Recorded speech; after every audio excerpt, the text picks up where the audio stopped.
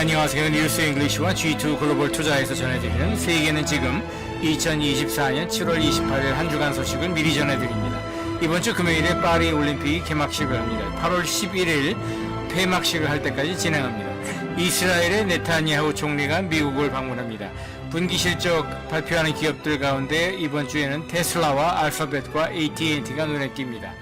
G20 재무장관과 중앙은행장 연석회의가 브라질 리우데자네이루에서 열립니다. 그리고 미국이 2분기 경제 성장률을 발표합니다. 그리고 일요일에는 베네수엘라가 대통령 선거를 치릅니다. 그럼 한 꼭지씩 제가 짚어드리겠습니다.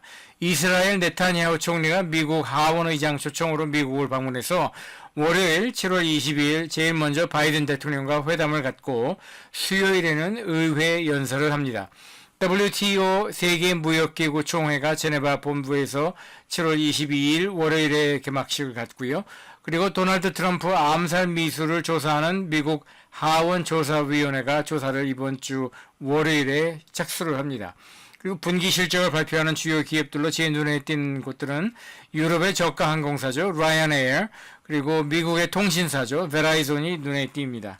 그리고 화요일 7월 23일에는요, 왼쪽에 보이는 것이 이제 테슬라의 테슬라와 BYD 중국 회사의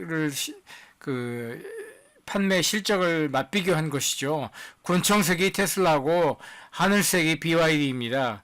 그런데 이렇게 보면 2023년 4분기에는 BYD가 테슬라를 앞질렀는데 2024년 1분기에는 다시 테슬라가 BYD를 판매 대수에서 앞지른 것을 우리가 알 수 있습니다. 물론 둘 다 지금 크게 떨어졌죠. 최근 트렌드가 꺾이고 있어서 이걸 한국에서는 캐즘이라고 얘기를 하는데 제가 보기에는 이건 장기적이고 좀 더 구조적인 전기차 업계의 어려움이 있을 거라고 저는 봅니다. 그러니까 일시적인 현상이 아니고 전기차의 퇴조 현상은 중장기적으로 좀 오래 갈 것 같다는 것이 저의 전망입니다. 아무튼 이번 주 화요일에 7월 23일에 테슬라가 실적을 발표하고요. 그 밖에도 또 구글의 모기업이죠. 알파벳, 코카콜라, 그 다음에 미국의 신용카드 기업으로 유명한 캐피탈원, 그 다음에 제너럴 모터스, 컴캐스트, 그 다음에 무디스,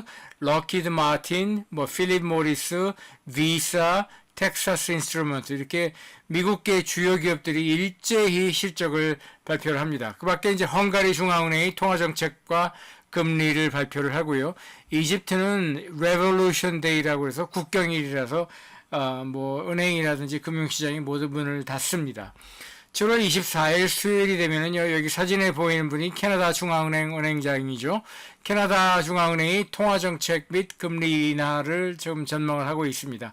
6월에 이미 금리를 인하를 했고요. 캐나다는 이번에 연이어서 두 번째로 또 금리를 내릴 것으로 지금 전망을 하고 있습니다. 그 밖에 국제에너지기구죠. IEA가 석탄 에너지 관련 보고서를 발표를 합니다. 그리고 분기 실적 발표하는 주요 기업들로서는 IBM이나 포드 자동차나 제너럴 다이내믹스, 방산기업이죠.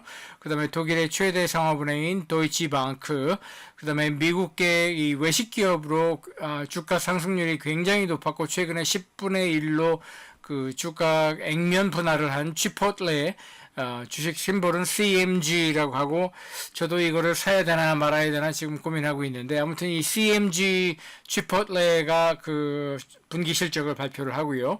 그 다음에 프랑스의 대형 은행이죠. BNP 파리바. 그 다음에 스페인의 또 대형 은행이죠. 산탄데르. 그 다음에 미국의 통신사 AT&T가 분기 실적을 발표를 합니다. 7월 25일 목요일이 되면은요, 브라질 리우데자네이루에서 G20 재무장관과 중앙은행장들의 연석회의가 열립니다. 그리고 미국이 2분기 경제 성장률을 발표를 하고요. 미국 테네시주 내시빌에서 비트코인 컨퍼런스가 열리는데 그거는 그렇게 중요해 보이지 않는데 중요한 거는 트럼프가 그 회의에 나가서 연설을 한다고 합니다. 그리고 역시 이제 분기 실적을 발표하는 주요 기업으로서는 그 영국계 스웨덴계 제약사죠, 아스트라제네카, 그다음에 미국계 항공사 아메리칸 에어라인스, 그다음에 영국계 담배 회사죠, 브리티시 아메리칸 토바코, 미국계 화학 회사죠, 다우 케미칼, 그리고 이제 또 영국계 광물 자원 회사죠, 앵글로 아메리칸, 일본계 그 전산 기업 후지츠, 그 다음에 사람들이 나스닥 하면은 나스닥 주식 시장만 생각을 하는데, 나스닥도 기업이에요. 그리고 그 주식 종목이 있습니다. 그리고 굉장히 실적이 좋아요. 꾸준하게 오르고 변동성이 극히 낮은, 제가 굉장히 좋아하는 그런 성격을 가진 그런 종목이에요, 나스닥이. 그래서 이 나스닥도 실적을, 이제 분기 실적을 발표를 하고요. 세계 최대 식품 기업이자 스위스의 대기업인 네슬레도 실적을 발표하고, 일본의 그 닛산 자동차, 그 다음에 프랑스의 제약 기업이죠, 사노피, 그 다음에 미국계와 이탈리아계 자동차 기업이죠. 과거에는 크라이슬러로 불렸던 기업인데, 피아트와 이 크라이슬러가 합병을 한 뒤로 지금은 스텔란티스라는 이름으로 불리는데, 그 기업도 발표를 하고요. 그 다음에 끝으로 영국과 네덜란드계 그 소비재 기업이죠. 미국의 프락터 앤 갬블과 더불어서 세계 양대 소비재 기업이라고 할 수 있는 유니레버도 분기 실적을 발표를 합니다. 그리고 이제 7월 26일 금요일이 되면은요, 드디어 대망의 파리 올림픽 개막식이 열리고요. 그 다음에 러시아 중앙은행도 통화정책을 발표를 하고, 분기 실적을 발표하는 주요 기업으로는 미국의 3M, 그리고 독일 최대 그 자동차 기업이죠, 머세디스 벤츠가 또 분기 실적을 발표를 합니다. 그리고 일요일이 되면은요, 이 사진에 보이는 인물이 베네수엘라에서 지금 강압적으로 철권 통치를 하고 있는 그 니콜라스 마두로라는 이름을 가진 베네수엘라 대통령이에요. 근데 이 사람이 그 6년 임기 대통령의 선거를 이번 일요일에 치르는데 3년임에 도전을 하고, 이 사람에게 정면으로 도전하는 야당 후보는 에드문도 곤살레스 우르티아라는 사람인데, 이 마두로라는 사람이 뭐 불법 선거를 자행해서라도 꼭 3년임에 성공할 것으로 지금 다들 전망을 하고 있습니다. 그리고 끝으로 벨기에에서는 포뮬라 1 그랑프리 자동차 경주 대회가 열립니다. 자, 지금까지 그 G2 글로벌 투자와 뉴스 잉글리시에서 전해드린 세계는 지금 한 주간 소식이었습니다. 굉장히 다양한 주제로 세계 곳곳의 소식을 동영상으로 제작을 해서 여기 오른편에 보이는 것처럼 다양한 소셜미디어 채널로 공급을 하고 있으니까 여러분들에게 도움이 되고 저에게도 유익한 이 채널을 널리 알려주시면 대단히 고맙겠습니다. 그럼 다음 주에 또 뵙겠습니다.